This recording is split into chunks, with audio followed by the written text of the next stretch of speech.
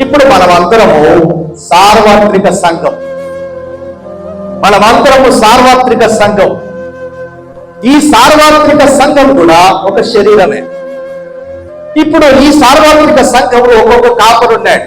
మన వెనకాల సంఘం ఉంది. ఆ సంఘం కూడా శరీరమే. హల్లెలూయా, హల్లెలూయా. బాగా ఆలోచిద్దాం. ఇప్పుడు పరిశుద్ధాత్ముడు అనేక ఆలోచనలు మనకిచ్చును గాక. నేను మాట్లాడుతున్నప్పుడు మీకు అనేక ఆలోచనలు దేవుడు గుర్తిస్తాడు. నేను కాదు మాట్లాడేది, పరిశుద్ధాత్ముడు కనుక. ఇప్పుడు చూద్దాం. సో ఇన్ని అవయవాలు ఏం చేస్తున్నాయి? ఈ శరీరంలో ఉన్న అవయవాలన్నీ ఏం చేస్తున్నాయి?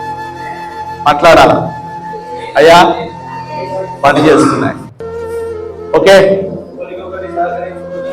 రైట్, దాని ముందు పోదాం ఒక్కొక్కటి.